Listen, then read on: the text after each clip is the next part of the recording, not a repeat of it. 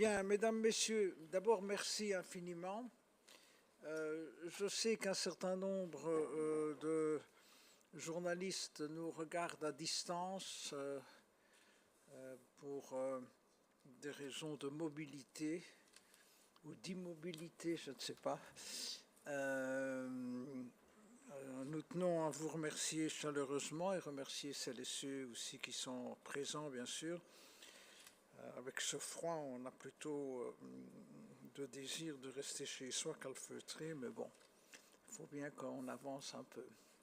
Alors, hier soir, donc via hier, toute la journée s'est tenu un gouvernement nourri de très nombreux dossiers.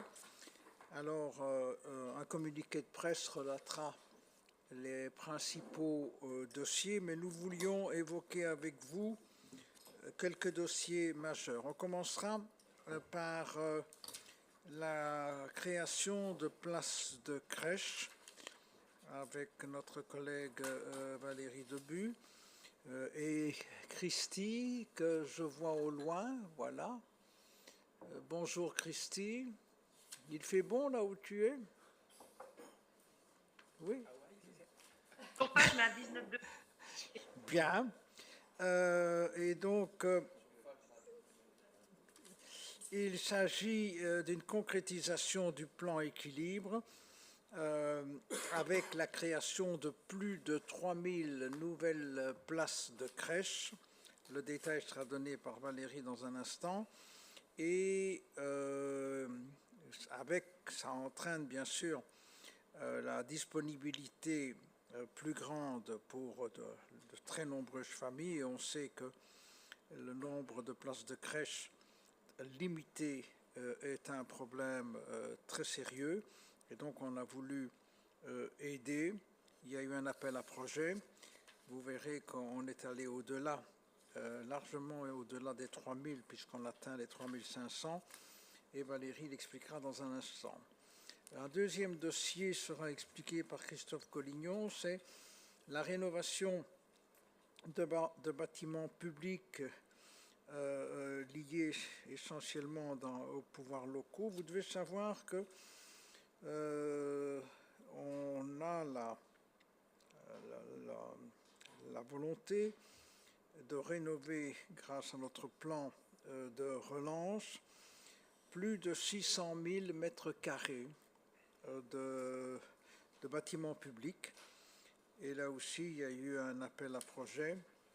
Et pour je dirais presque 25% de ce nombre, Christophe l'expliquera dans un instant. Dans la même ordre d'idées, il y a le dossier Ureba que Philippe Henry présentera. Là aussi, il y a eu un appel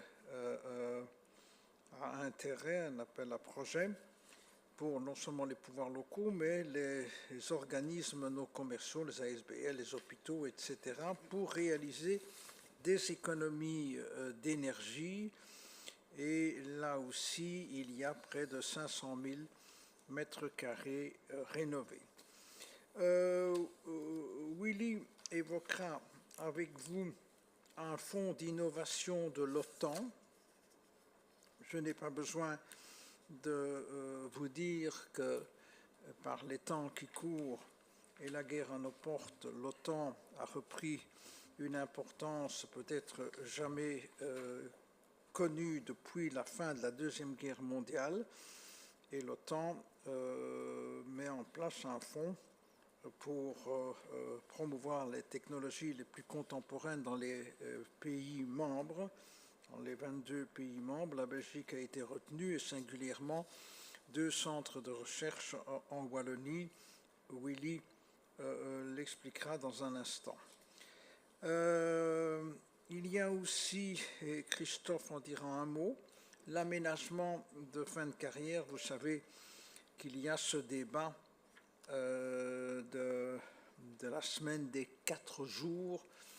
C'est un débat qui vit depuis très longtemps. Ce n'est pas simple à mettre en place parce qu'il faut non seulement préserver les rémunérations, mais il faut aussi qu'il y ait des remplacements. Et donc,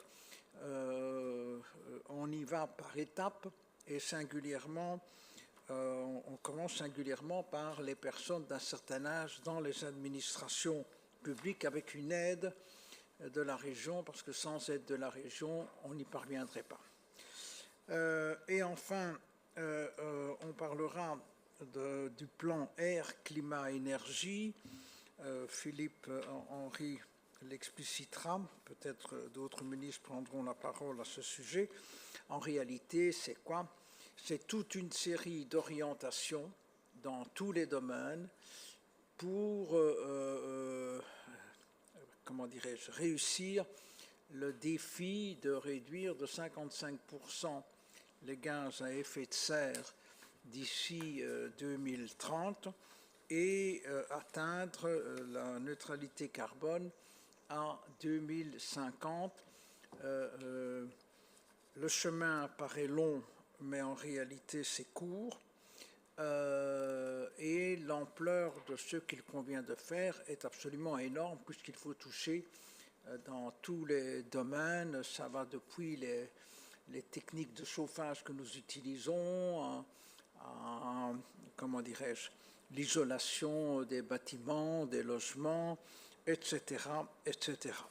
Voilà, je ne serai pas beaucoup plus long en guise d'introduction. Je cède la parole sans transition à Valérie. Merci, Monsieur le ministre-président. Bonjour à chacune et à chacun d'entre vous. Bonjour, Christy. Donc, quelques slides pour vous présenter les résultats de l'appel à projet du plan équilibre qui vise à créer 3143 places supplémentaires pour l'accueil de la petite enfance dans 114 communes de Wallonie. Vous rappelez les objectifs de ce plan, c'est important d'abord pour l'équilibre de l'enfant, la création de places dans les crèches, et en termes d'emploi, c'est aussi un moyen de lutter contre les freins à l'emploi et initier aussi la formation, augmenter le taux d'emploi en Wallonie et préserver un meilleur équilibre entre la vie privée et la vie professionnelle pour de nombreuses familles. Je pense qu'à ce slide-ci, Christy souhaite aussi ajouter quelques mots, et donc je lui passe la parole. Merci, mais donc c'est vrai que dans le cadre du plan de relance, on nous avait dit dans le diagnostic que c'était un des enjeux majeurs. Et systématiquement, tous les académiciens, tous ceux qui nous ont aidés à réaliser le plan de relance, nous ont dit à quel point il fallait lever cette embûche. On sait que c'est galère pour de très très nombreux parents en Wallonie. Et donc aujourd'hui, ceux qui travaillent, moi-même comme maman de 2 enfants, je n'ai pas pu mettre mon second enfant à la crèche parce qu'il n'y avait pas de place. Et donc, j'ai dû me rabattre sur des solutions de gardienne encadrée, ce qui n'était pas mon choix de base. Et donc, comme de nombreux autres Wallons et Wallonnes, on a dû trouver des plans B. Et parfois, les plans B n'existent pas.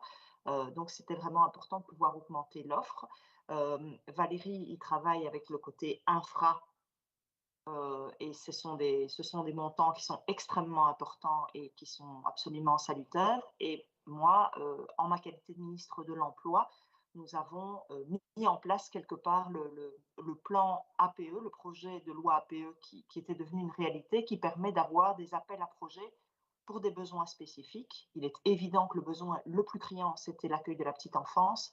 Et donc, cet appel qui a été lancé entre la communauté française et avec les grands moyens de la région permettent de pouvoir, non seulement, comme l'a dit Valérie, de développer plus de 3000 places d'accueil, mais aussi de pouvoir engager plus de 700, enfin, quasi 700 personnes qui vont encadrer nos enfants dans le cadre des milieux d'accueil collectif. Donc, pour nous, c'est vraiment quelque chose, c'est vraiment un dossier qui est emblématique et qui est extrêmement important, qui va répondre de manière concrète aux besoins des jeunes parents, des futurs parents, mais aussi, comme Valérie l'a dit, aux besoins des chercheurs d'emploi. J'en ai rencontré énormément qui aujourd'hui ont des offres d'emploi, mais qui n'ont pas de solution pour les parents. Et donc, on a essayé, nous, de trouver des solutions au niveau, par exemple, avec le Forem, pour pouvoir proposer une sorte de prise en charge financière.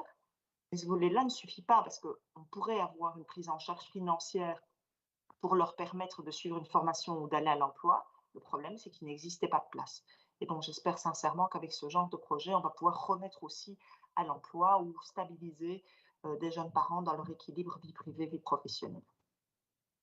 Oui, donc j'enchaîne. Merci Christy. Donc c'est vrai qu'en termes d'infrastructure, le plan de relance a été une véritable opportunité pour dynamiser les investissements. Je rappelle que dans notre déclaration de politique régionale, il n'y avait pas de projet pour booster la création de places en termes d'infrastructures, et ça a aussi été considéré comme un projet prioritaire par les partenaires sociaux et environnementaux qui accompagnent le plan de relance. Alors il y a un énorme succès qui a été rencontré par cet appel à projet, puisqu'il y a eu plus de 5000 places rentrées pour 3143 places disponibles. Je rappelle que l'investissement total, c'est quand même de 130 millions d'euros.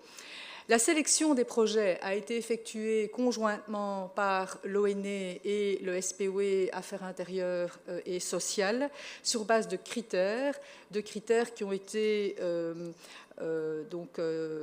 rédigés dans le cadre d'un accord de coopération avec la Fédération Wallonie-Bruxelles et votés évidemment aussi dans les deux parlements. Le critère principal étant celui du taux de couverture, puisqu'il y a un engagement d'atteindre un taux de couverture de 33% minimal dans chacune des communes de Wallonie. Alors, deux éléments par rapport à cet appel à projet à vous indiquer. Tout d'abord, comme l'a déjà évoqué le ministre-président, nous avons sélectionné 15% des projets en plus. Au-delà donc des 3143 places qui constituent notre cible, pour deux raisons. Tout d'abord, au vu de l'expérience passée et des abandons qui parfois arrivent, mais aussi compte tenu du contexte actuel avec la hausse des coûts des matériaux, l'inflation et l'indexation, où on peut supposer que certains projets rentrés ne pourraient peut-être pas arriver jusqu'à terme. Donc la volonté était de créer ces places et d'atteindre notre cible à 100%, notre cible de 3143 places. Et donc il y a effectivement 15% de sélection en plus. Et donc certains projets recevables non retenus figurent donc dans une liste d'attente. Deuxième élément à partager avec vous, c'est l'accompagnement qui a été mis en place pour aider les communes, les porteurs de projets, pour l'aboutissement de leurs projets, évidemment aussi compte tenu du rythme dans lequel nous devons travailler. Donc il y a deux types d'accompagnement. Tout d'abord un accompagnement technique et juridique pour aider les porteurs de projets dans l'élaboration de cahiers des charges, les procédures de marché public. Et deuxième accompagnement qui est très important, c'est sur le plan énergétique, puisqu'il y a une volonté de mettre en place des infrastructures de haute qualité avec les performances énergétiques les plus ambitieuses. Et donc il y a pour les nouvelles crèches tout un accompagnement avec le cluster éco-construction pour mettre en place donc, ces nouvelles techniques énergétiques et des matériaux biosourcés. Et aussi pour les crèches existantes qui en fait feront l'objet d'extension, il y a effectivement aussi un accompagnement et des audits énergétiques qui sont prévus pour atteindre les meilleurs standards. Alors, le slide suivant vous présente en fait la répartition de la sélection par province, donc Hainaut, Liège, Namur, Luxembourg, Brabant, Wallon. Vous aurez la liste des projets et des communes dans le communiqué de presse qui accompagnera cette conférence. Concernant maintenant la mise en œuvre du projet, donc on espère déjà 115 places supplémentaires dès 2023, parce que certains projets sont déjà en bonne voie, et un total de places déjà disponibles de 278 places en 2024. La totalité des places donc, que j'évoque, les 3143 places, devront être disponibles pour août 2026, compte tenu des délais de l'appel à projet du plan de relance, puisqu'il y a ici deux volets, un volet européen, donc dans le cadre de la résilience et de la facilité européenne, et aussi un volet dans le cadre du PRW Wallon. Rappelez aussi que la subvention infrastructure, elle s'élève à 80% des budgets, donc c'est assez intéressant pour les porteurs de projets. Et comme Christy l'a évoqué, ça permet la création aussi de 700 emplois APE. Et donc je ne sais pas s'il est toujours parmi nous, parce que je sais qu'elle avait un rendez-vous important. Elle a déjà... Je suis là. Alors voilà, je te cède la parole pour peut-être clôturer en termes d'emploi, puisqu'il y a un équivalent temps plein qui est prévu pour cette place, et donc il y a aussi un enjeu en termes de création d'emplois dans le cadre des points APE. Merci. Oui, pardon. Non, non, mais je pense que ça a été évoqué. Donc, comme on l'a dit, c'est un projet du gouvernement. Le ministre-président, dans le cadre du plan de relance, a systématiquement dit à tous ceux qui nous ont conseillé d'ouvrir des nouvelles places pour déployer aussi l'emploi en Wallonie, qu'il ne fallait pas mettre de frein entre la communauté et la région, que nous viendrions en soutien, si c'était nécessaire, à son développement. C'était une priorité, ce sont des moyens qui sont importants dégagés, mais qui ont un vrai effet levier dans le cadre du plan de relance, à la fois en termes voilà, d'infrastructures et tout l'aspect de transition qui est pris en compte à travers les budgets du gouvernement wallon et particulièrement celui de Valérie, et puis pour ce qui me concerne, des points APE qui seront affectés à la prise en charge de nos enfants, des enfants des Wallons et des Wallonnes qui ont bien besoin de trouver des solutions pour pouvoir permettre de travailler ou de se former. Merci beaucoup, Christy. Alors, mesdames, messieurs, avant de passer aux autres points, un mot, et puis je vous céderai la parole s'il y avait d'éventuelles questions, parce que tant Christy que Valérie doivent nous quitter. Et comme il y a énormément de points, si vous aviez des questions, vous pourriez peut-être les poser. Je voulais juste insister sur le fait que tout ça est rendu possible grâce au travail collectif du gouvernement et singulièrement des deux ministres. Et vous avez vu dans les slides que le financement provient d'une part de ce qu'on appelle la facilité pour la reprise et la résilience, c'est-à-dire les moyens européens dans le plan national de reprise et de résilience, et d'autre part le plan de relance de la Wallonie avec les moyens propres de la Wallonie, c'est-à-dire les moyens que nous avons prévus dans nos différents budgets. Voilà, je vous cède la parole. Si parfois vous aviez l'une ou l'autre question, l'exposé a été clair, mais oui, je vous en prie.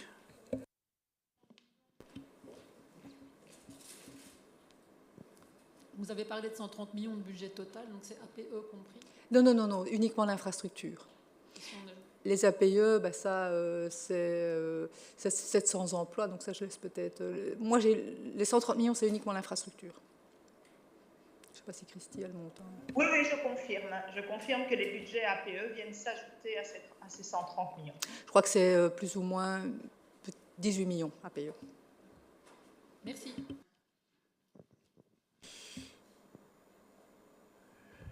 No more questions, comme on dit dans le borinage. Non? Bon, ok. Je remercie mes collègues. Alors, j'en viens à Christophe avec la rénovation des bâtiments. Et comme il a la parole, il pourra peut-être poursuivre avec l'aménagement des fins de carrière. Non, d'abord, la rénovation des bâtiments publics. Oui, d'accord, merci. Je dis, quand tu as la parole, tu peux poursuivre par l'aménagement des fins de carrière. Ok, donc voilà, merci Président. Donc deux dossiers. Le premier donc, qui est relatif à l'isolation des bâtiments publics et plus spécifiquement les bâtiments des pouvoirs locaux. Donc vous savez que l'isolation des bâtiments est devenue... D'abord, c'était une trame de législature, mais c'est aussi devenu un enjeu sociétal extrêmement important, à la fois donc, sur le plan climatique et à la fois sur un des axes du plan de relance, puisque tout cela va donner différents chantiers. Ça a été le cas relativement au plan de rénovation qui est à l'œuvre pour le moment relativement donc, au logement public, donc un quart du parc qui est rénové. C'est aussi une des trames que l'on a tenues lorsque, ensuite, des difficultés conjoncturelles que l'on connaît sur le fait de l'augmentation des matières premières et spécifiquement de l'énergie. On a aussi lié la non-indexation de certains biens privés mis en location ensuite du PEB. Et ici, on avait déposé une fiche également au niveau européen pour permettre l'isolation d'un maximum de bâtiments publics liés aux pouvoirs locaux, parce qu'on sait que les grandes infrastructures sont évidemment extrêmement énergivore. On a souhaité conserver le montant initial, première information, donc c'est 103 millions, donc dont 25% viennent directement de mes crédits parce qu'on a souhaité conserver les différents montants.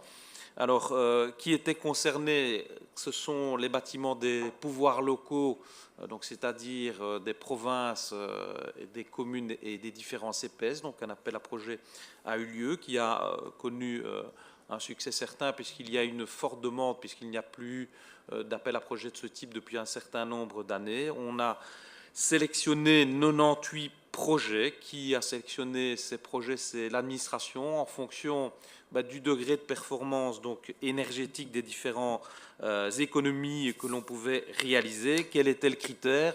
Le critère retenu, c'était d'atteindre 35% d'économie de consommation énergétique. Et pour la précision, l'appel à projet contenait le fait d'à la fois rénover le bâti, donc d'atteindre des performances énergétiques suffisantes, ou lorsque on n'arrivait pas à rénover le bâti, on a permis également la déconstruction, reconstruction. Tout cela sera contrôlé en obligeant les bénéficiaires à communiquer pendant 5 ans leur consommation, donc pour vérifier qu'on a bien atteint les différents objectifs qui étaient fixés. Bon, malheureusement, on jouit d'un contexte, c'est pas vraiment le terme jouir, mais en tout cas, on a un contexte qui fait que le coût des matériaux a augmenté, donc quelque part, on a aussi dû tenir compte de cela. La cible est fixée à 140 923 mètres carrés, c'est assez précis, pour pouvoir donc rénover cet ensemble du bâti. Donc, comme je l'ai dit, les 98 projets qui ont été sélectionnés vont permettre l'amélioration des qualités techniques, énergétiques et environnementales du bâti public. Il y aura aussi à travers cela un certain nombre de chantiers qui sont liés et lancés, donc ça contribuera à une activité économique quand cela a été le cas également dans le plan de rénovation. On fera appel évidemment au secteur de la construction qu'on espère local et régional, et évidemment ça permettra d'avoir aussi des bâtiments publics qui soient donc plus passifs. Je dois encore vous dire qu'il y a des projets qui n'ont pas été sélectionnés mais qui sont sur liste d'attente quelque part, puisque si certains renoncent à leurs projets, on récupérera les projets en fonction de la gradation qui nous a été transmise par l'administration, ou si d'aventure on peut également retrouver différentes poches, mais je ne peux évidemment rien garantir à ce niveau-là, mais c'est en tout cas un effort conséquent qui est consenti dans les différents objectifs que l'on s'est fixés, à la fois climatiques, à la fois en termes de bien-être également des différentes personnes qui travaillent dans nos administrations publiques, mais aussi en termes de création d'emplois et de dynamique économique. Ce que, si Elio me le permet, le bien-être me permet de passer donc au second sujet, qui est la réduction du temps de travail. Donc c'est un appel à projet que nous avons lancé à destination des pouvoirs locaux. Quelle est la philosophie? La philosophie, c'est aussi de se dire que lorsque l'on vieillit, lorsqu'on a des métiers qui sont pénibles, on est de plus en plus en difficulté, et on a permis aux petites échelles, donc les D et les E, c'était le pouvoir local qui définissait ce qu'était un métier pénible. Je peux vous donner des exemples. Si je suis paveur et que j'ai plus de 60 ans, j'ai sans doute des difficultés à aller au travail, à être motivé, et je ressens évidemment des douleurs. Si je suis technicienne de surface, ou si pour une commune je m'occupe d'une équipe qui s'occupe de la propreté, c'est plus compliqué. Donc on permettait donc aux pouvoirs locaux de pouvoir rentrer dans ce système et de travailler en système de 4/5e temps. Comme Elio l'a dit, c'est un débat de société, la réduction du temps de travail. Cela permet également de faire en sorte que ceux qui ont atteint un certain âge, ils trouvent une certaine pénibilité. On lutte aussi contre l'absentéisme, mais aussi l'originalité du projet, et c'est l'objet de la décision, résidait dans le fait d'engager de manière compensatoire des apprenants. Donc il y a une un volet transmission de savoir. Donc des apprenants viendront donc dans les différentes communes qui ont répondu à l'appel à projet. Donc c'est en réalité 18 communes CPS ou intercommunales qui vont participer. Et comme le dit le PowerPoint, c'est 488 agents qui sont concernés. On suivra évidemment de près cette expérience pilote pour voir si, à un moment donné, on peut en tirer une expertise. Merci beaucoup. Sans transition, peut-être Ureba, Philippe.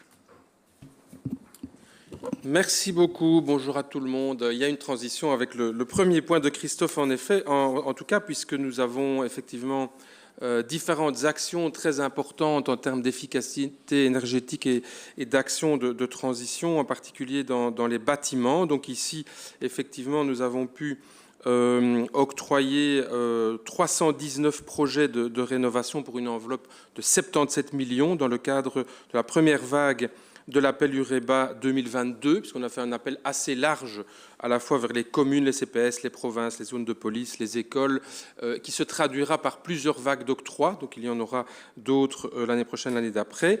Mais ici, il y a donc 319 projets pour 77 millions d'euros de subsides, qui bien sûr ont également repris dans le plan de relance de la Wallonie, et qui vont permettre des travaux principalement d'isolation de toiture, mais aussi d'isolation de façade, de plancher, des remplacements de châssis, des systèmes de ventilation.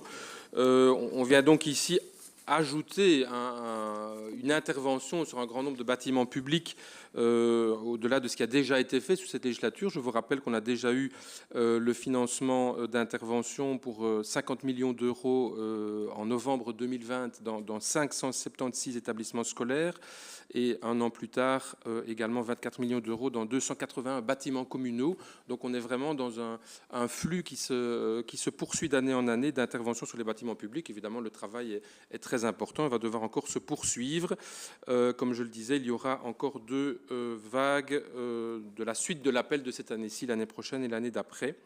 Et pour le reste, nous avons également confirmé, puisque c'est aussi en lien avec ces dossiers, hier, l'augmentation du budget ECOPAC-Rénopac vers la SWCS. Donc ça, c'est le soutien au niveau de la rénovation des particuliers, puisqu'on aura cette fois-ci, en 2022, une intervention de 180 millions d'euros. Elle était de 151 millions l'année dernière. Donc ce sont différentes contributions dans les différents secteurs de l'efficacité énergétique qui sont en cours maintenant, même si tout à l'heure nous parlerons d'une trajectoire de plus long terme. Mais c'est important évidemment de montrer les budgets mobilisés et les actions qui sont à l'œuvre pour le moment ces années-ci. Merci beaucoup. Willy, peut-être sur le fonds Innovation OTAN. Oui, bonjour à toutes et à tous. Merci Elio. Donc, quelques mots effectivement par rapport à ce nouveau fonds que l'OTAN a constitué. En octobre 2021, 17 pays membres de l'OTAN, dont la Belgique, ont décidé de participer à ce fonds d'une durée de 15 ans et doté d'un montant initial d'1 milliard d'euros. Ce fonds est destiné à soutenir un certain nombre de mises en œuvre de technologies nouvelles, émergentes, disruptives, des applications potentielles en matière de sécurité et de défense. Ces recherches technologiques visent d'abord des utilisations doubles, c'est-à-dire que le fruit de ces innovations, de ces recherches, peut aussi bien trouver à s'appliquer dans un certain nombre de process civils, par exemple, dans d'autres domaines, mais aussi dans le domaine de la santé. Après l'appel initial, c'est au total 22 pays alliés qui ont décidé de se joindre et de participer à ce fonds, indépendamment de ses missions. Ce fonds va se dérouler, comme je l'indiquais, sur une période de 15 années. Et nous avons décidé au niveau de la région wallonne d'affecter un budget de 17 millions d'euros pour alimenter ce fonds international. À cet égard, bonne nouvelle en ce qui concerne la Belgique et plus particulièrement la région wallonne, puisque dans la première sélection réalisée par l'OTAN, 5 acteurs belges, dont 2 wallons, ont été sélectionnés. En ce qui concerne la Wallonie, c'est l'accélérateur de start-up WSL qui a été retenu pour accompagner les entreprises, singulièrement les plus petites d'entre elles, dans le cadre de leur chemin technologique ou dans leur démarche de croissance, et d'autre part Assiska à Charleroi en tant que centre de test pour la cybersécurité et l'intelligence artificielle. Vous savez que nous investissons beaucoup, notamment à travers les programmes CyberWall et le projet Trail, en ce qui concerne à la fois la cybersécurité et par ailleurs l'intelligence artificielle au niveau de la région wallonne. Cet investissement s'inscrit donc dans cette logique. D'autre part, comme Elio l'a indiqué à l'entame de son propos, nous sommes dans une situation évidemment géostratégique et par ailleurs de guerre livrée par la Russie en Ukraine qui nous rappelle toute l'importance des efforts à réaliser en matière de défense. D'autre part, on sait qu'en matière d'emploi, l'activité défense est importante en Wallonie. On estime qu'au niveau belge, un peu plus de 12 100 personnes travaillent dans le secteur de la défense et 60 à 65% de ces emplois sont localisés en Wallonie. Voilà, il y a le résumé de ce dossier. Merci Willy. Alors là aussi, sans transition, le plan air, climat, énergie. Philippe ? Merci beaucoup. Alors, c'est effectivement un dossier très important et très structurant du programme de notre gouvernement, puisque, comme vous le savez, nous avions prévu dans l'accord de gouvernement d'atteindre 55% d'ici 2030 de réduction de gaz à effet de serre de l'ensemble des émissions de la région.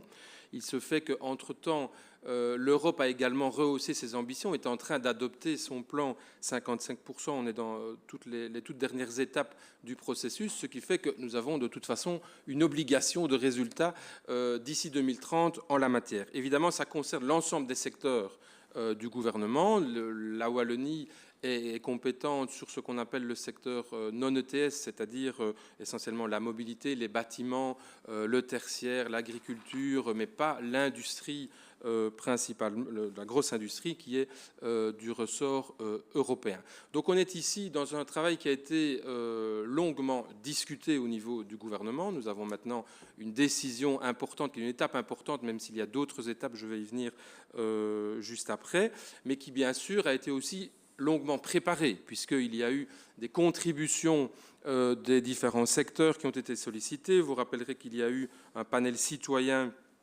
qui a été tenu, qui a remis une série de propositions. Il y a eu des contributions du secteur économique, du secteur des syndicats, associatifs. Il y a eu vraiment un grand nombre d'interventions et bien sûr un gros travail de l'administration qui a conduit à ce qu'il y ait une expertise évidemment dans les différentes mesures et dans le chiffrage des différents secteurs. Donc on se retrouve avec un plan de 250 actions.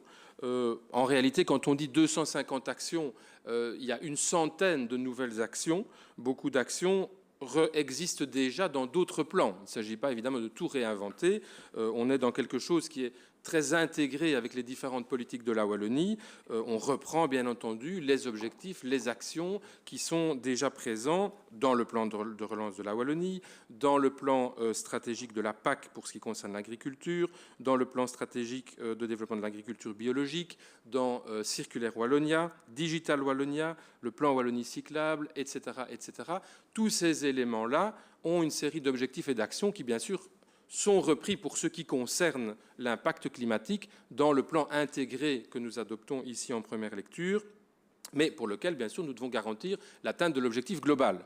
Et c'est ça, évidemment, qui est la complexité, puisque c'est un objectif, malgré tout, ambitieux.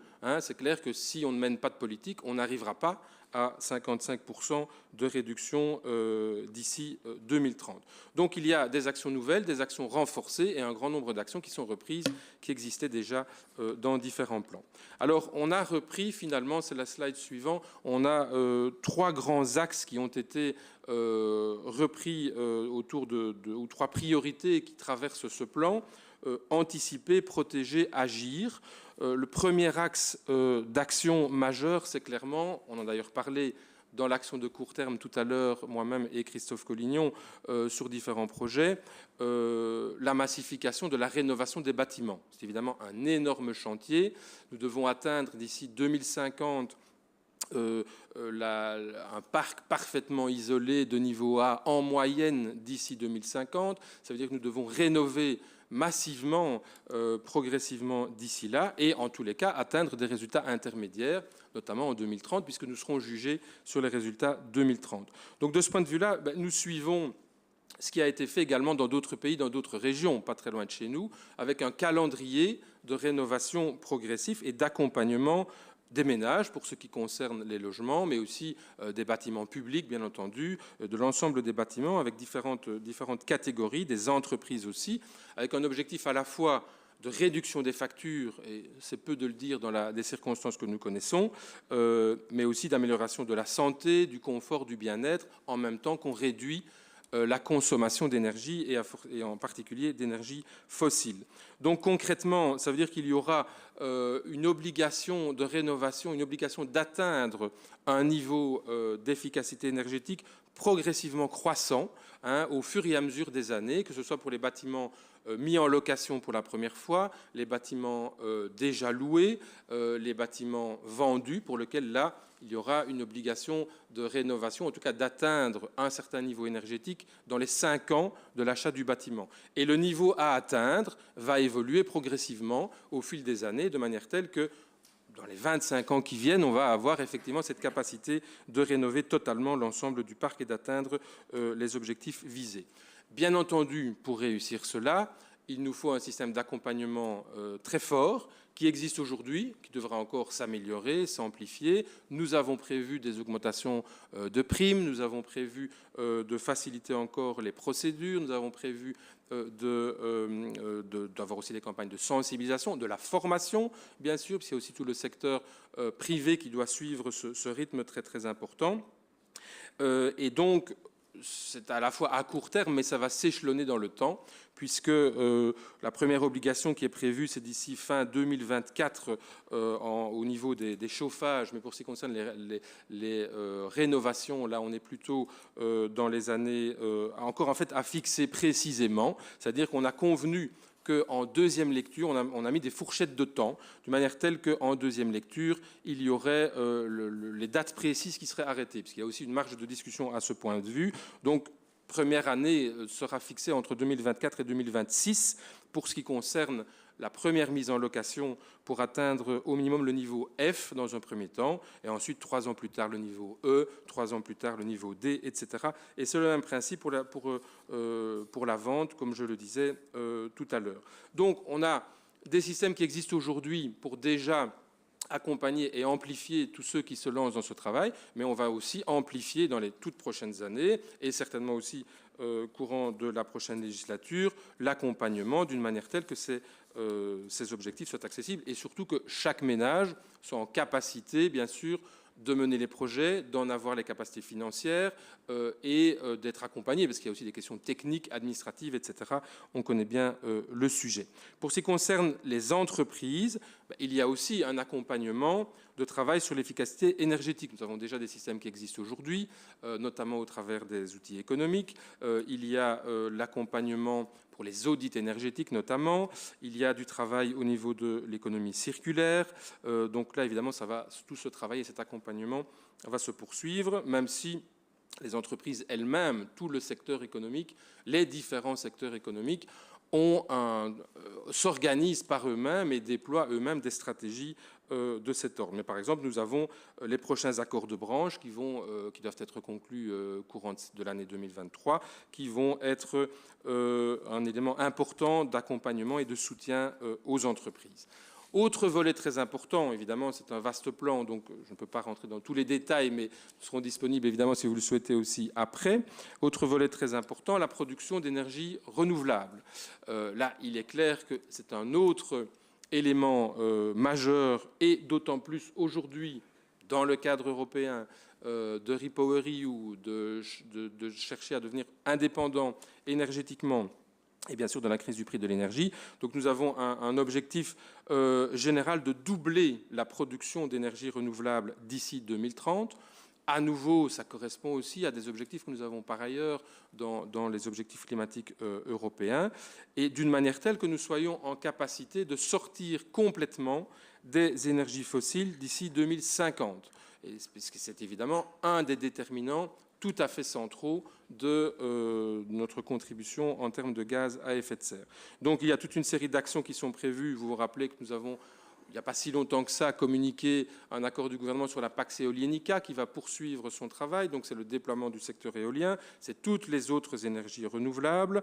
Ce sera des projets pilotes au niveau et de financement au niveau des grandes installations renouvelables, c'est le développement de la géothermie profonde, les réseaux de chaleur, la production de biométhane et de biogaz. Donc on va évidemment travailler sur tous les vecteurs et tous les types d'énergie en même temps.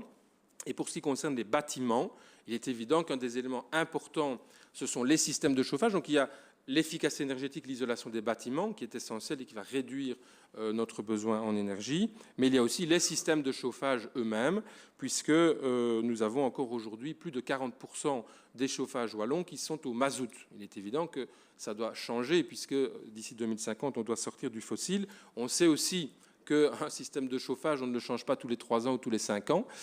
Donc l'idée, c'est évidemment qu'à chaque nouveau placement de système de chauffage, soit dans un nouveau bâtiment ou soit en rénovation, on ne remette pas, évidemment, en tout cas, un chauffage au mazout ou un chauffage au charbon. Donc ça, c'est la première échéance qu'on a fixée. C'est d'ici fin 2024 de ne plus installer de nouveaux systèmes de chauffage au mazout ou au charbon dans les nouveaux bâtiments.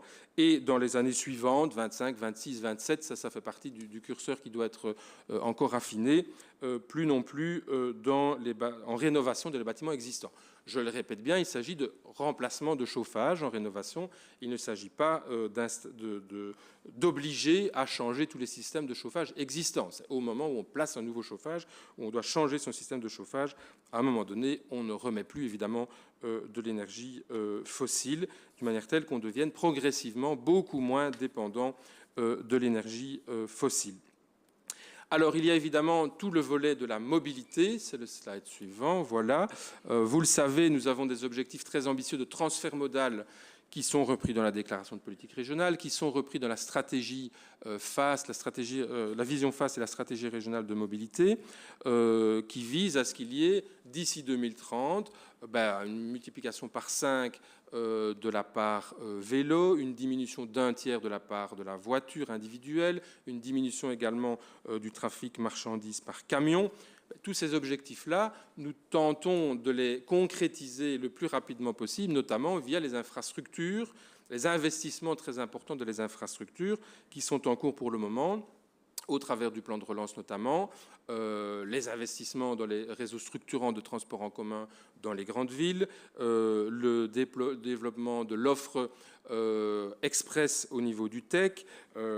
Également, il y a toute la dimension du verdissement du parc de véhicules, le déploiement des infrastructures de pistes cyclables, le déploiement également de parkings de covoiturage, le déploiement de l'offre alternative en zone rurale lorsque le transport collectif ne s'est pas tout assumé. Et puis nous avons aussi une politique que vous connaissez de quasi-gratuité pour les transports en commun pour différentes catégories de publics que nous avons bien prévu de poursuivre. Tous ces éléments-là, évidemment, vise à inciter, à offrir une capacité de mobilité alternative à la voiture individuelle pour réussir d'ici 2030 à atteindre les objectifs qui sont prévus. Nous avons aussi un travail sur la sensibilisation en termes d'éco-conduite, en termes de réduction de la vitesse. Nous avons décidé de travailler avec les communes pour déployer des zones apaisées en termes de réduction de vitesse. Il y a plusieurs formules possibles, les zones 30, parfois les zones piétonnes, les zones de rencontre, etc. Et notamment aussi des réductions de 90 à 70 km/h sur certains tronçons routiers.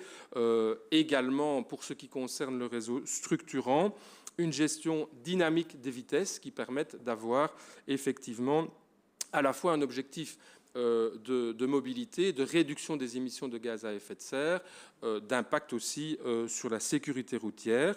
Et puis nous avons bien sûr la dynamique importante de sortie progressive des véhicules thermiques, comme vous le savez, avec la décision européenne de sortie à partir de 2035, enfin de fin de vente à partir de 2035, et donc un calendrier progressif de ce point de vue-là, tel qu'il existait déjà. Alors, d'une manière générale, on vise évidemment à encourager et à amplifier l'ensemble des pratiques durables dans tous les secteurs. Donc j'ai évidemment cité ici quelques éléments importants, mais il y en a encore d'autres. On peut citer notamment le développement de la biométhanisation, par exemple, chez les agriculteurs, tout en maintenant, bien entendu, la priorité absolue à la fonction agricole, à la fonction nourricière des terres. On peut citer le développement, l'encouragement de l'alimentation saine, diversifiée, locale, durable, et donc de faire en sorte qu'il y a là aussi une conscientisation, une réappropriation des circuits plus courts, et donc aussi un impact CO2 beaucoup moins important, un soutien au métier de la terre, une expérimentation en matière d'habitat et de mode de vie alternatifs. Évidemment, il y a un grand nombre de propositions qui ont tout leur impact dans les différents secteurs, qui vont permettre ainsi d'atteindre des objectifs qui sont fixés secteur par secteur, mais qui, au global, doivent évidemment concrétiser le 55% d'ici 2030. Et donc, et j'en termine par là, en très synthétique, évidemment, en présentation de ce vaste plan qui, bien entendu, nous concerne à court terme, mais pas tant que ça, parce qu'en réalité, à court terme, pardon, c'est le slide suivant, à court terme, nous avons beaucoup de politiques qui sont déjà en œuvre, forcément, dans la déclaration de politique régionale, dans le plan de relance de la Wallonie, qui pour certaines actions, se poursuit jusqu'à 2026, avec des budgets très importants. Tous ces éléments-là sont pris en compte ici, bien entendu. Nous les mettons en œuvre, nous les poursuivons dès maintenant. Par contre, ce qui est nouveau avec ce plan-ci, c'est qu'on va jusqu'à 2030 et l'atteinte des 55%. Comme je le disais, donc ça engage évidemment aussi les 2 prochaines législatures, forcément. Comme je le disais, c'est aussi une obligation de résultat, mais on est assez bien placé sous cette législature-ci, et je pense que mes collègues ne me contrediront pas, pour dire que nous n'avons évidemment pas de certitude de la manière dont les choses vont évoluer dans les prochaines années, qu'il y a des imprévus, et qu'il faut évidemment s'adapter. Donc c'est la raison pour laquelle nous avons ici une feuille de route, et que nous aurons des étapes d'évaluation, un monitoring année après année qui permettra des ajustements, des actions supplémentaires, des renforcements ou des alternatives, enfin bref, année après année pour être sûr qu'on atteint bien l'objectif pour lequel, je le répète, nous avons une obligation de résultat. Et comme vous le savez, les obligations de résultat européennes, ce ne sont pas des choses optionnelles. Alors, néanmoins, c'est une étape très importante que nous avons aujourd'hui. Ce n'est pas non plus la dernière étape, au-delà de ce processus d'ajustement et de monitoring jusqu'à 2030, puisque c'est une première lecture que nous faisons ici. Nous avons ainsi la structure complète du plan, un ensemble de mesures. Nous allons maintenant consulter un certain nombre de secteurs très largement jusqu'au 20 janvier, d'une manière telle que nous ayons ensuite la lecture définitive au niveau du gouvernement. Et cela permettra ainsi à la fois certains ajustements, de tenir compte évidemment de l'avis des uns et des autres sur cette feuille de route que le gouvernement a adoptée en première lecture. Et cela permettra aussi de fixer les dates précises lorsqu'il y a des fourchettes de temps telles que je vous les ai évoquées tout à l'heure. Tout cela devant évidemment correspondre au niveau des chiffres au global, mais il y a des ajustements possibles entre 1 an, 2 ans, 3 ans, suivant les cas, pour atteindre effectivement, pour choisir un peu l'ordre d'intervention en termes de faisabilité dans les différents secteurs, mais en garantissant le résultat à atteindre au final. Voilà, Monsieur le Ministre-Président, je pense avoir ainsi présenté synthétiquement ce dossier. Merci infiniment. Vous voyez, mesdames, messieurs, que la conférence de presse est dense. Et alors, avant de vous céder la parole pour poser d'éventuelles questions, peut-être on peut déjà noter dans les agendas que le 12 janvier, vous nous feriez un grand honneur si vous acceptiez de nous rejoindre lors des vœux à la presse qui se tiendra à partir de 18h à Namur le 12 janvier. Voilà, je vous cède bien volontiers la parole. J'ai vu que vous avez pris beaucoup de notes. Oui.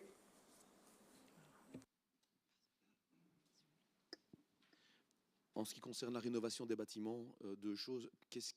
J'ai pas bien compris l'obligation qui va être imposée aux propriétaires lors d'un changement de propriétaire pour le bâtiment. Quels seront les contrôles qui vont être effectués pour montrer ou pour prouver que la rénovation a bien lieu. Et en termes de primes, il y a des changements annoncés, mais est-ce que on sait déjà ce qui va changer?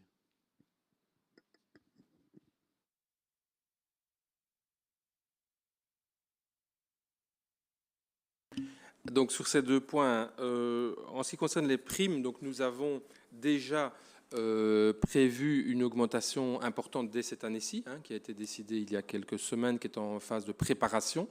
Donc on aura une augmentation très importante des primes existantes et aussi la capacité d'aller jusqu'à 90% de la prise en compte des factures suivant les différents systèmes de primes. Ça, c'est pour le court terme. Pour le futur, probablement faudra-t-il continuer d'adapter les mécanismes.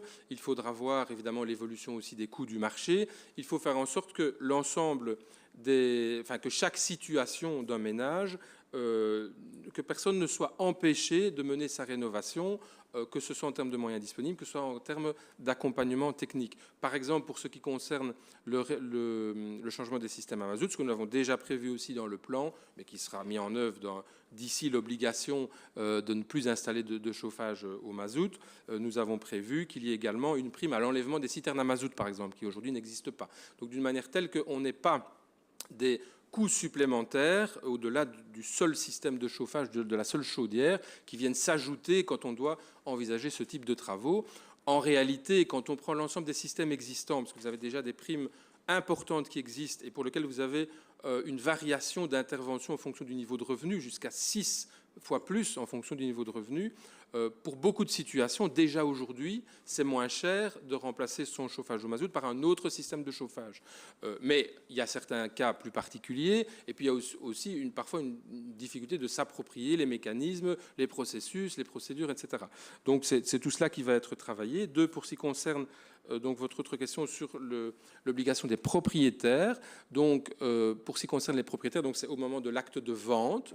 L'idée, c'est de dire à partir d'une certaine date. La date n'est pas encore fixée, ça fait partie des curseurs qui restent à affiner avec la consultation. À partir d'une certaine date, quand on achète un bâtiment, il y a une obligation dans les 5 ans d'atteindre, dans un premier temps, le niveau D en termes d'efficacité énergétique. Donc, ça veut dire que la personne qui achète le fait en connaissance de cause et que, bien entendu, très souvent, quand on achète des bâtiments, on envisage, surtout si ce sont des bâtiments mal isolés, on envisage des rénovations importantes relativement rapidement. C'est important, évidemment, que l'on prenne en compte directement cet objectif d'efficacité énergétique, parce que si on ne le prend pas en compte, on va faire des rénovations peut-être très importantes, on va changer peut-être la cuisine, on va peut-être faire tel ou tel investissement, et ensuite, il faudrait recommencer les travaux en profondeur. Donc l'idée, c'est vraiment de profiter, c'est d'ailleurs ce que fait la Flandre, Bruxelles, d'autres pays, etc., c'est de profiter du changement de propriétaire, et très souvent dans la période de travaux qui va suivre, pour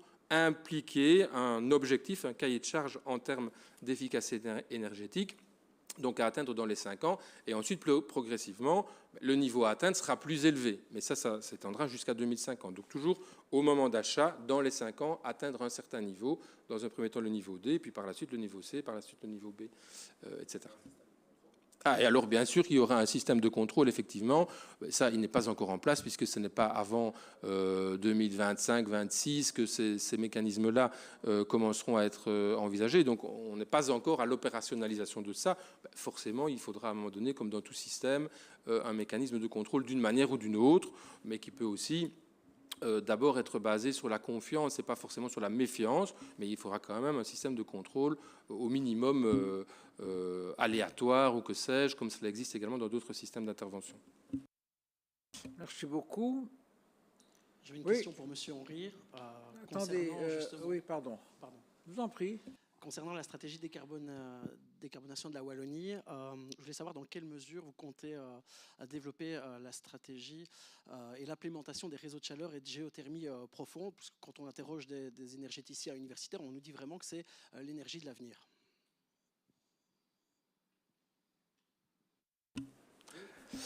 Donc, l'énergie d'avenir, ce n'est pas la seule. Donc, on doit travailler sur clairement tous les vecteurs possibles.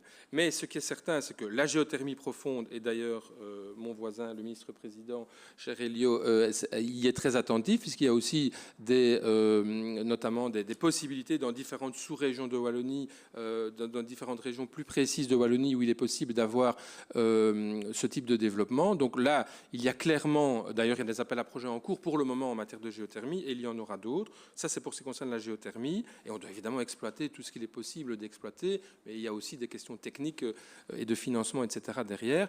Pour la question des réseaux de chaleur, c'est très important aussi comme potentiel, parce que nous constatons aujourd'hui que s'il y a déjà beaucoup de travail qui a été fait en matière de sensibilisation, même s'il reste encore beaucoup à faire en termes d'efficacité énergétique, de réduction de consommation par les entreprises, etc.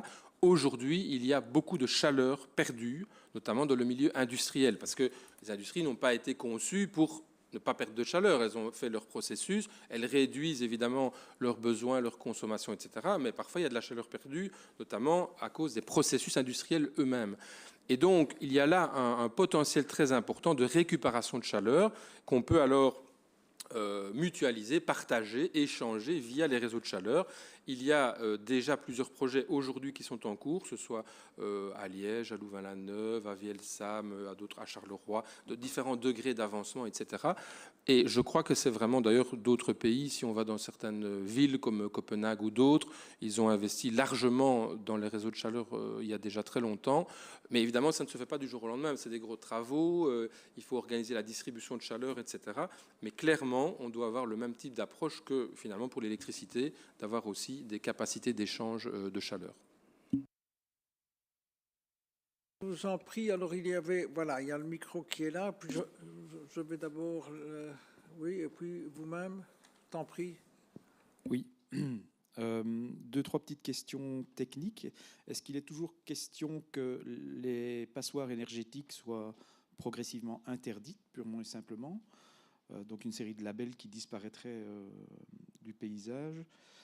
La deuxième question concerne les aéroports. Dans la version initiale du plan, on évoquait la fin de l'extension de Liège Airport et une réduction des objectifs de Charleroi. Qu'est-ce qu'il reste de cela? Et troisième chose, on évoquait également une réduction du cheptel en agriculture, bovins, volailles, etc. Est-ce que ces objectifs sont toujours présents dans la version adoptée par le gouvernement? Merci. Merci pour ces questions. Alors, pour ce qui concerne la question des passoires énergétiques, c'est-à-dire qu'il y a surtout un accompagnement social à ce que personne ne se retrouve dans une passoire énergétique, surtout s'il s'agit de locataires, ce qui est souvent la situation. Donc là, nous avons des programmes qui existent, notamment au travers du plan de relance à très court terme, qui visent à faire cela. Et pour le reste, de facto, bien entendu, qu'il ne peut plus y avoir de passoire énergétique, puisqu'on met en œuvre progressivement des obligations à la fois de rénovation pour les locations, première location, puis les autres locations, avec 2 ans de décalage, parce que évidemment c'est plus compliqué quand les bâtiments sont déjà en location, et également pour ce qui concerne les bâtiments en vente. Donc forcément, puisqu'on impose des niveaux à atteindre, que ce soit en location, que ce soit à la vente, de facto, on ne pourra plus avoir progressivement, ça va diminuer en tout cas fortement progressivement, chacun des niveaux les plus mauvais du point de vue énergétique. 2, pour ce qui concerne la question des aéroports. Donc là, nous avons distingué ce qui concerne véritablement le PASS, bien entendu, et ce qui concerne le système ETS de l'aviation, qui est un système international et qui ne concerne pas nos obligations vis-à-vis de l'Europe. Donc ici, nous avons retenu, bien entendu, repris les objectifs qui étaient déjà annoncés par l'accord de gouvernement, d'abord dans un équilibrage général au niveau de la politique aéroportuaire, en termes également de zéro carbone, d'objectifs zéro carbone au niveau des aéroports, au niveau de leurs infrastructures. Et pour ce qui concerne les vols eux-mêmes, là, on s'inscrit dans les plans internationaux qui existent de réduction et pour lesquels il y a déjà différentes trajectoires qui sont prévues. Donc on ne le reprend pas en tant que tel différemment ici, puisque ça n'impacte pas nos émissions non ETS de la Wallonie. Ça se reprend dans le système européen ETS. Pour ce qui concerne l'agriculture, mais là, comme j'ai dit tout à l'heure, on s'appuie d'abord sur le cadre de la PAC qui a déjà été adopté pour la Wallonie précédemment, qui déjà acte d'une réduction du cheptel qui est en cours et qui se constate et qui donc de facto a un certain impact et qui, bien sûr, s'appuie sur un certain nombre de mesures, notamment agri-environnementales et autres, de soutien aux agriculteurs. Et tout cela nous permet d'inscrire un objectif important pour ce qui concerne l'agriculture de 27% de réduction d'émissions d'ici 2030. Donc je pense que c'est une contribution tout à fait importante au même titre que les autres secteurs. En réalité, ce qu'il faut se dire, c'est qu'il n'y a pas de secteur où c'est très facile d'atteindre la cible des objectifs, c'est-à-dire que ce soit en mobilité, que ce soit en agriculture, que ce soit dans les bâtiments, les mesures sont significatives, mais surtout les cibles à atteindre d'ici 2030 sont significatives, et donc forcément il n'y a aucun secteur qui est dans une situation extrêmement facile, mais en même temps c'est tout à fait accessible pour autant qu'on utilise le temps qui est devant nous d'ici 2030. Beaucoup. Peut-être ton collègue et puis vous-même. Oui, je vous en prie. En termes de mobilité, on parle de gestion dynamique de la vitesse sur le réseau structurant. Est-ce que vous pouvez en dire plus? On avait évoqué à un moment une diminution de la vitesse. Oui.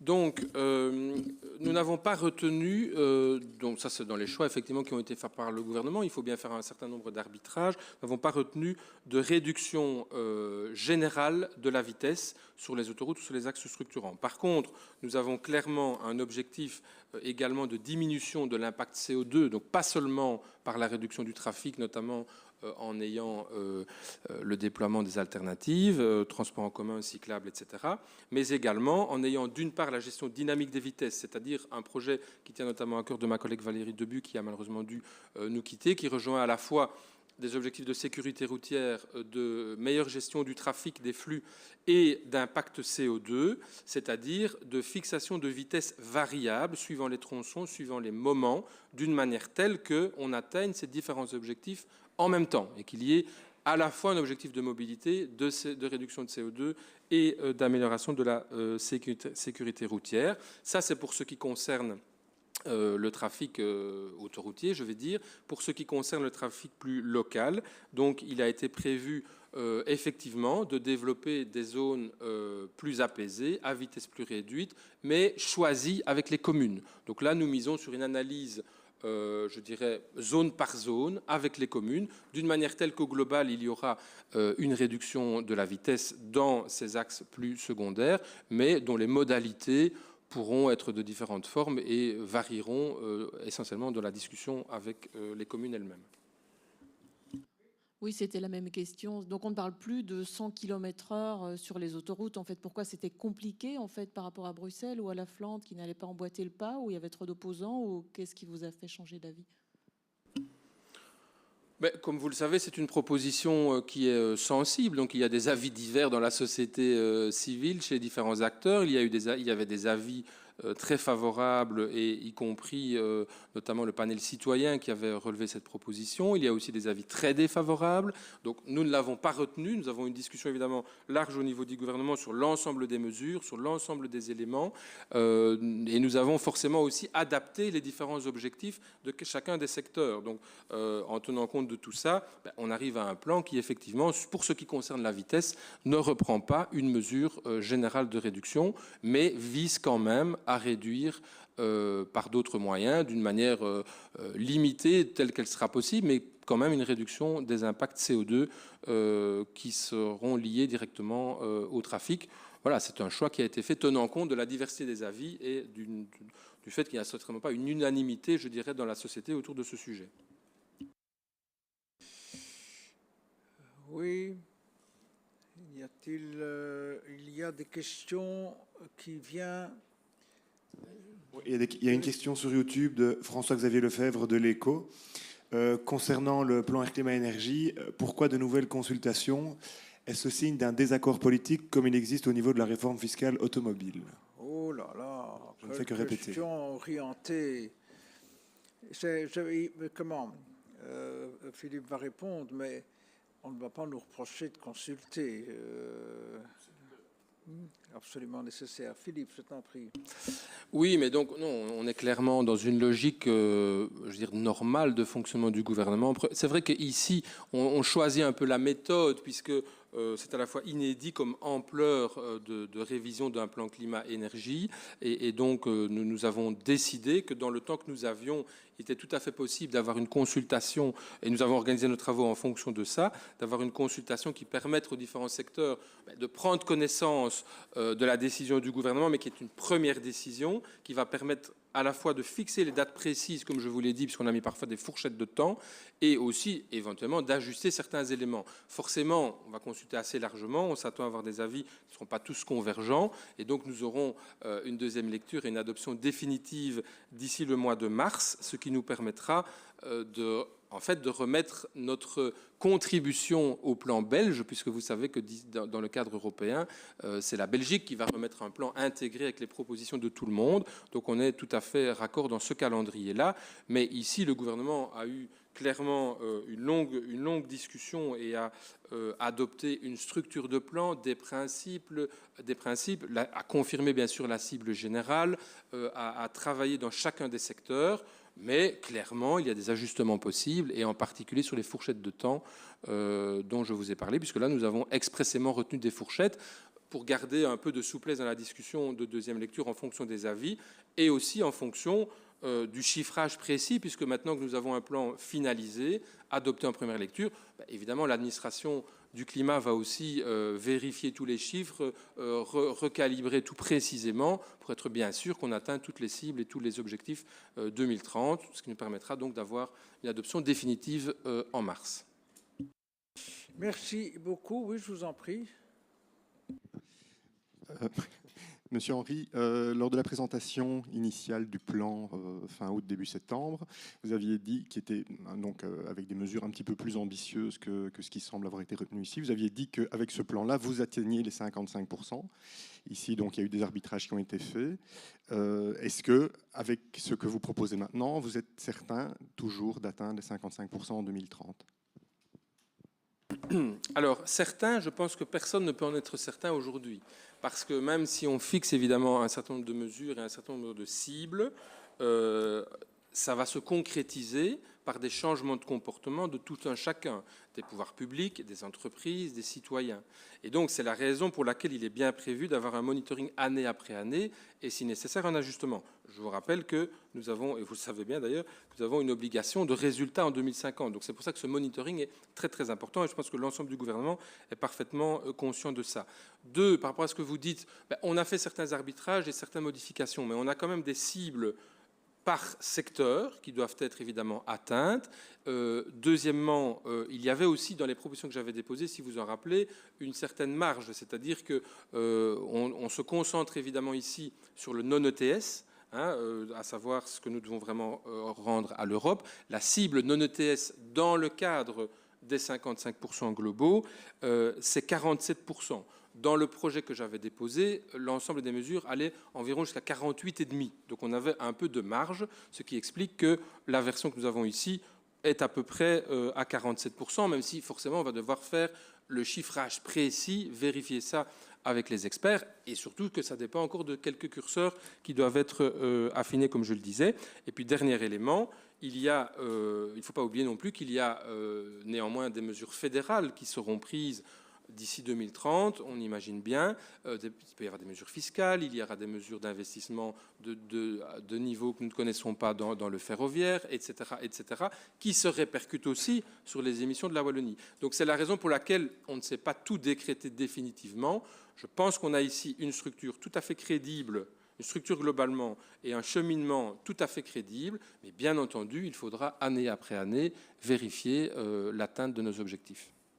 Merci beaucoup. Oui. Juste sur cette question-là, vérifier année après année, ça va se faire comment, par qui? Est-ce que les résultats seront rendus publics?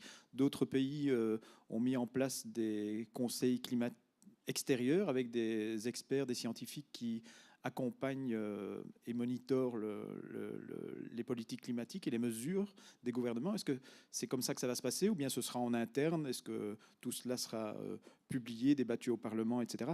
Et dernière petite chose, sur la question des subventions aux énergies fossiles, est-ce qu'il y a un engagement, un objectif, un terme particulier aux subventions aux énergies fossiles en Wallonie? Alors, pour ce qui concerne le monitoring et la transparence, d'abord, je n'imagine pas une minute qu'il n'y ait pas de débat chaque année au Parlement, même probablement plusieurs fois par an.